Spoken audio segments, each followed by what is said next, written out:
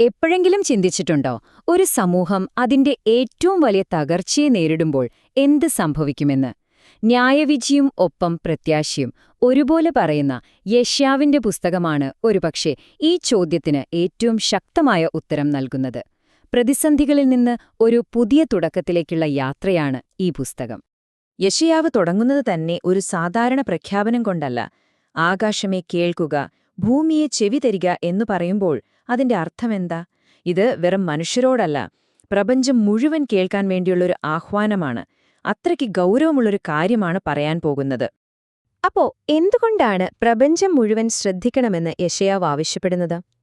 കാരണം അദ്ദേഹം തന്റെ സമൂഹത്തെ നോക്കിക്കണ്ടത് ഒരു വലിയ രോഗത്തെയാണ്.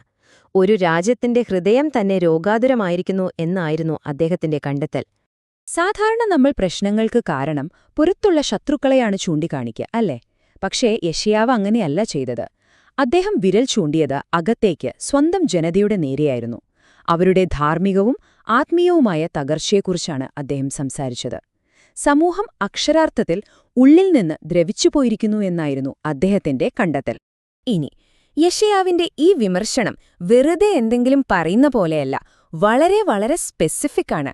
അദ്ദേഹം ചൂണ്ടിക്കാണിക്കുന്നത് സമൂഹത്തിലെ അനീതിയെക്കുറിച്ചാണ്.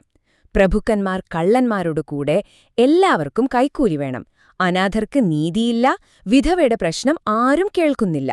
അപ്പോ അദ്ദേഹം ചോദിക്കുന്നതിതാണ്, ഇങ്ങനെയൊരു സാഹചര്യത്തിൽ നിങ്ങൾ കുറേ പൂജയും പ്രാർത്ഥനയും നടത്തുന്നതിൽ എന്തർത്ഥമാണുള്ളത്?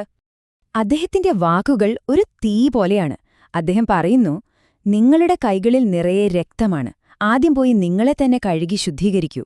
തിന്മ ചെയ്യുന്നത് നിർത്തി നന്മ ചെയ്യാൻ പഠിക്കൂ. കണ്ടോ, ദൈവത്തിനു വേണ്ടത് യാഗങ്ങളോ ബലികളോ അല്ല, മറിച്ച് നീതിയാണ്. നിങ്ങളുടെ പ്രവൃത്തിയിലാണ് കാര്യം, അല്ലാതെ വെറും ആചാരങ്ങളിലല്ല. ഇതിലും വ്യക്തമായി എങ്ങനെയാണിത് പറയുക? ഇത്രയൊക്കെ പ്രശ്നങ്ങൾ പറഞ്ഞിട്ടും ഇവിടെയാണ് യെശയ്യാവ് ഒരു പ്രതീക്ഷയുടെ വാതിൽ തുറന്നിടുന്നത്. അദ്ദേഹം ഒരു തിരിഞ്ഞെടുപ്പ് മുന്നോട്ട് വയ്ക്കുകയാണ്. നിങ്ങളുടെ പാപങ്ങൾ കടും ചുവപ്പാണെങ്കിൽ പോലും അതിനെ മഞ്ഞുപോലെ വെളുപ്പിക്കാൻ കഴിയും. രക്തം പോലെ ചുവപ്പാണെങ്കിൽ പോലും പഞ്ഞുപോലെ വെണ്മയാക്കാം. അതായത് എത്ര വലിയ തെറ്റ് ചെയ്തിട്ടുണ്ടെങ്കിലും പൂർണ്ണമായൊരു മാറ്റത്തിന്, ഒരു പുതിയ തുടക്കത്തിന് എപ്പോഴും ഒരു സാധ്യതയുണ്ട്. അപ്പൊ നമുക്കൊരു സംശയം തോന്നാം, ആരാണ് ഈ യെശയ്യാവോ? ഇത്രയധികം ധൈര്യത്തോടെ സ്വന്തം ജനതയെ ചോദ്യം ചെയ്യാൻ അദ്ദേഹത്തിന് എവിടെ നിന്നാണ് ഈ ശക്തി കിട്ടിയത്? അതിന്റെ ഉത്തരം കിടക്കുന്നത് അദ്ദേഹത്തിനുണ്ടായ ഒരു അസാധാരണ ദർശനത്തിലാണ്. ഉസ്സിയ രാജാവ് മരിച്ച വർഷം, അതൊരു രാഷ്ട്രീയ അനിശ്ചിതത്വത്തിന്റെ കാലമായിരുന്നു. ആ സമയത്താണ് യെശയ്യാവിന് ദൈവത്തിന്റെ ഒരു ദർശനമുണ്ടാകുന്നത്.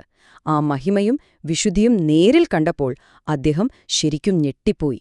താൻ എത്ര നിസ്സാരനാണ്, എത്ര അയോഗ്യനാണെന്ന് തിരിച്ചറിഞ്ഞ് അദ്ദേഹം ഭയന്നു വിറച്ചു. അദ്ദേഹം നിലവിളിച്ചു പറഞ്ഞു, എനിക്ക് അയ്യോ കഷ്ടം, ഞാൻ അശുദ്ധനാണ്, അശുദ്ധരായ ഒരു ജനത്തിന്റെ നടുവിലാണ് ഞാൻ ജീവിക്കുന്നത്. എന്നാൽ ആ തകർച്ചയുടെ നിമിഷത്തിൽ നിന്നാണ് അദ്ദേഹത്തിന് ഒരു പുതിയ ദൗത്യം ലഭിക്കുന്നത്. അതെ, സംസാരിക്കാനുള്ള ദൗത്യം. ആ ദർശനമാണ് യെശയ്യാവിനെ ഒരു പ്രവാചകനാക്കി മാറ്റുന്നത്. പക്ഷേ ആ ദർശനത്തിൽ ഒരു മുന്നറിയിപ്പ് കൂടിയുണ്ടായിരുന്നു. ജനങ്ങൾ ഈ സന്ദേശം കേട്ട് മാറിയില്ലെങ്കിൽ എന്ത് സംഭവിക്കും? അതിന്റെ ഭവിഷ്യത്ത് ഭയാനകമായിരുന്നു. നിങ്ങളുടെ ദേശം ശൂന്യമാകും, നഗരങ്ങൾ തീ വെന്തുപോകും എന്നായിരുന്നു ആ മുന്നറിയിപ്പ്. യഥാർത്ഥ ദൈവത്തിന്റെ ശക്തി നേരിൽ കണ്ട ഒരാളാണ് യെശയ്യാവ്. അതിനുശേഷം അദ്ദേഹം തന്റെ ജനങ്ങൾ ആരാധിക്കുന്ന ദൈവങ്ങളെ നോക്കി. അപ്പോഴാണ് അദ്ദേഹത്തിന്റെ ഏറ്റവും രസകരവും അതേസമയം മൂർച്ചയേറിയതുമായ ഒരു വാദം വരുന്നത്. വിഗ്രഹാരാധനയുടെ പൊള്ളത്തരം കാണിക്കാൻ അദ്ദേഹം ഉപയോഗിച്ചതെന്താണെന്നോ? നല്ല ഒന്നാന്തരം ആക്ഷേപഹാസ്യം. ഒരു ദൈവത്തെ എങ്ങനെ ഉണ്ടാക്കാം എന്ന് യെശയ്യാവ് സ്റ്റെപ്പ് ബൈ സ്റ്റെപ്പായിട്ട് വിവരിക്കുകയാണ്. നോക്കൂ, ഒന്നാമത് ഒരു മരം മുറിക്കുന്നു, രണ്ടാമത് അതിന്റെ ഒരു ഭാഗമെടുത്ത് തീ കത്തിച്ച് ചൂടേൽക്കുന്നു, ഭക്ഷണം പാകം ചെയ്യുന്നു. എന്നിട്ടോ ബാക്കിയുള്ള കഷ്ണമെടുത്ത് ഒരു വിഗ്രഹം കൊത്തിയുണ്ടാക്കുന്നു. അവസാനം താൻ തന്നെയുണ്ടാക്കിയ ആ മരക്കഷ്ണത്തിനു മുന്നിൽ കുമ്പിട്ട് പ്രാർത്ഥിക്കുന്നു. ഇതിലെ വിരോധാഭാസം കണ്ടോ? പാചകം ചെയ്യാൻ ഉപയോഗിച്ച അതേ മരത്തിന്റെ ബാക്കി കഷ്ണമാണ് ദൈവമായി മാറുന്നത്. അദ്ദേഹം ചോദിക്കുന്നത് ഇതാണ്, എന്നെ രക്ഷിക്കണമേ, നീ എന്റെ ദൈവമാണല്ലോ എന്ന് നിങ്ങൾ പ്രാർത്ഥിക്കുന്നത് ഒരു മരക്കഷ്ണത്തോടാണ്. ഈയൊരു കഥയിലൂടെ യെശയ്യാവ് വളരെ വ്യക്തമായൊരു കാര്യം പറയുന്നു. മനുഷ്യന്റെ കൈകൊണ്ടുണ്ടാക്കിയ ഈ വിഗ്രഹങ്ങളും താൻ ദർശനത്തിൽ കണ്ട ആ പ്രപഞ്ച സ്രഷ്ടാവും തമ്മിൽ എന്ത് താരതമ്യമാണുള്ളത്? ഒരു താരതമ്യവുമില്ല. ഇതുവരെ നമ്മൾ കേട്ടത് തീയും ന്യായവിധിയും മുന്നറിയിപ്പുകളുമൊക്കെയാണ്. എന്നാൽ ഇവിടെ വെച്ച് യെശയ്യാവിന്റെ പുസ്തകത്തിന്റെ സ്വരം അങ്ങ് മാറുകയാണ്. ഒരു നാടകീയമായ മാറ്റം.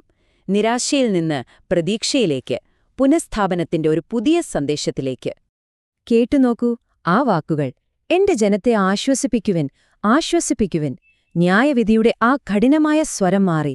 പകരം ആശ്വാസത്തിന്റെ വാക്കുകൾ വരുന്നു. നിങ്ങളുടെ കഷ്ടപ്പാടുകൾ കഴിഞ്ഞു, ഇനിയൊരു പുതിയ തുടക്കമാണ് വരാൻ പോകുന്നത് എന്ന വാഗ്ദാനമാണിത്. അദ്ദേഹം വരച്ചു കാട്ടുന്നത് തികച്ചും പുതിയൊരു ലോകമാണ്. ഞാൻ പുതിയ ആകാശവും പുതിയ ഭൂമിയും സൃഷ്ടിക്കുന്നു. പഴയതൊന്നും ഓർക്കുക പോലും വേണ്ടിവരില്ല. അവിടെ കരച്ചിലില്ല, അനീതിയില്ല. ഇരുട്ടിനു പകരം നിത്യപ്രകാശമുള്ളൊരു ലോകം. പ്രവചനത്തിന്റെ തുടക്കത്തിൽ നമ്മൾ കണ്ട ആ ദുഃഖവും അക്രമവുമെല്ലാം ഇല്ലാതായൊരു ലോകം. ഇതാണ് യെശയ്യാവിന്റെ പുസ്തകം മുന്നോട്ടുവയ്ക്കുന്ന അന്തിമമായ പരിഹാരം. തുടക്കത്തിൽ നമ്മൾ കണ്ട ആ രോഗാതുരമായ സമൂഹത്തെ വെറുതെ നന്നാക്കിയെടുക്കുകയല്ല, മറിച്ച് നീതിയുടെ അടിത്തറയിൽ അതിനെ പൂർണ്ണമായും പുനഃസൃഷ്ടിക്കുകയാണ്. ഏകദേശം 2700 വർഷങ്ങൾ കഴിഞ്ഞു. എന്നിട്ടും അനീതിക്കെതിരായ ഈ ന്യായവിധിയുടെയും ഒരു പുതിയ തുടക്കത്തിനായുള്ള ഈ പ്രത്യാശയുടെയും സന്ദേശത്തിന് ഇന്നും ഒരു മാറ്റവുമില്ല. കുറ്റപ്പെടുത്തലിൽ തുടങ്ങി പ്രത്യാശയിൽ അവസാനിക്കുന്ന ഈ യാത്ര അതുകൊണ്ടാണ് ഇന്നും നമ്മളോട് സംസാരിക്കുന്നത്. അപ്പോൾ യഥാർത്ഥ ചോദ്യം ഇതാണ്: ഇന്ന് നമുക്ക് എങ്ങനെയാണ് നീതിയുക്തമായൊരു ലോകം കെട്ടിപ്പടുക്കാൻ കഴിയുക?